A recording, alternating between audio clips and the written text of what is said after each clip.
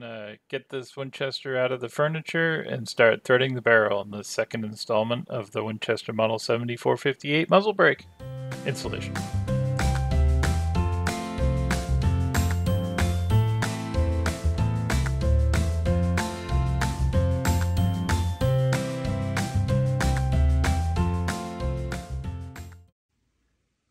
All right, let's go chuck it up in the lathe.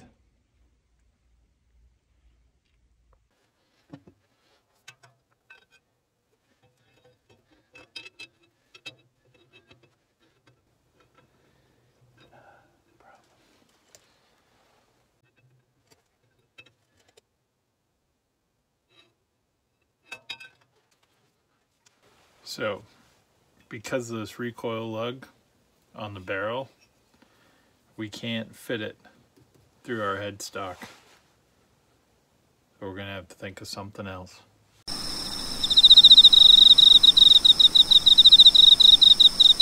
So I like to turn my threads with this going through the headstock. This recoil lug won't allow us to do that on this Magnum Winchester. So what we're going to use is a mandrel that will go in the receiver of this gun. This plate will lock it square with the bottom, and it's got a center on this end. So what that'll allow us to do is to run this barrel between centers with a center here in the muzzle and a center here, and we'll drive it with a lathe dog, and that'll allow us to turn threads on this end.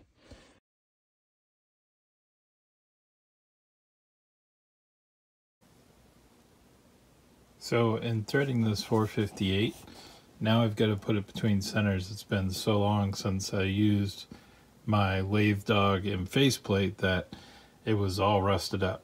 So I took in, wire wheeled it, sandblasted it, and now I'm going to take a cleaning cut across here to get rid of some of the pits and whatnot.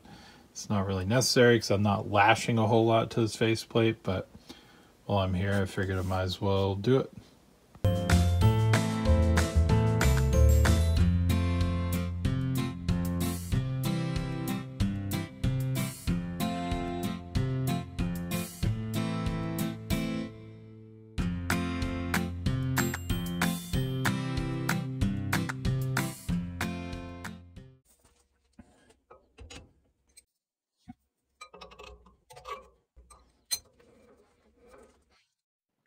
Okay, we're finally chucked up between our centers. Is it chucking if it's between centers? Anyway, we're between centers. We're all ready to start cutting our threads. Okay, we're going to cut these threads 5/8 24. There's 3 different classes basically of threads for 5/8 24. Pretty much all threads. 1A is standard thread cut. 2A is a tighter tolerance, and 3A is an even tighter tolerance than that.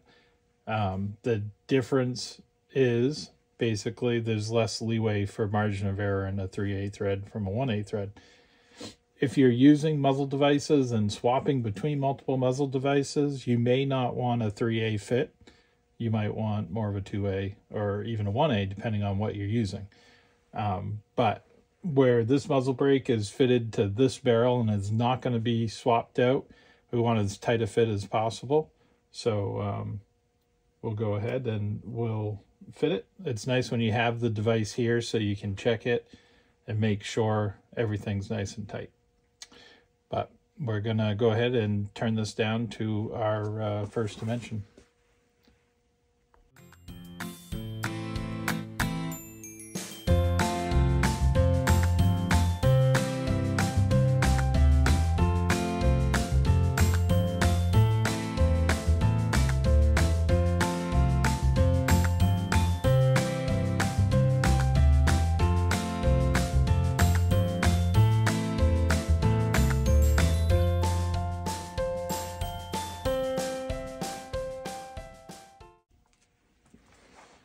Alright, so we've got our exterior dimension turned down.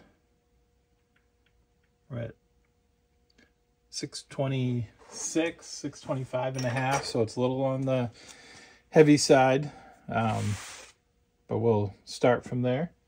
If we find that our muzzle brake fits tight, we can knock it down just a little bit. So now we're going to go ahead and cut our relief cuts in the front and the back down to our minor dimension, or a little bit less than our minor dimension.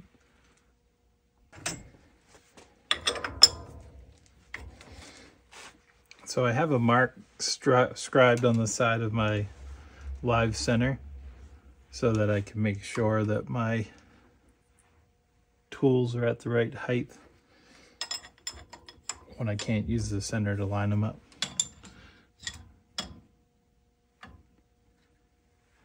Soon I'll have enough of these quick change tool posts I won't have to line them up every time. But until then, I will have to make do.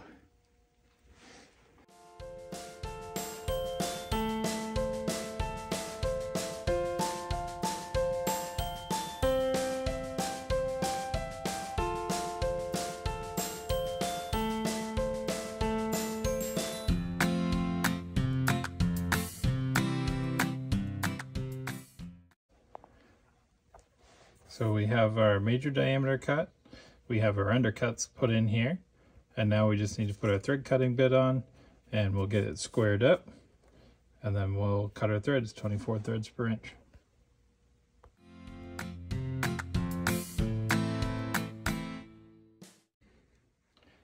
So we're almost to our minor dimension. I want to take a second here to take a look. You can see these are coming up nice, but they're not quite pointed up. Which means we're close, but not there yet. But it's almost time for us to do a test, just to make sure how tight we are.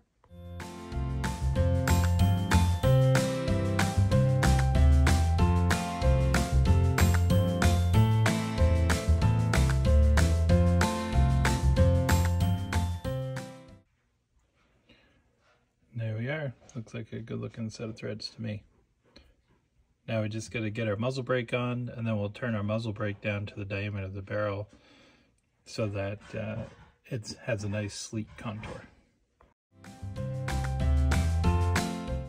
We have our brake threaded on, and it's all indexed nicely to top dead center. And in the next video, we're going to contour this and drill it out for 458 so that it will match our bore diameter.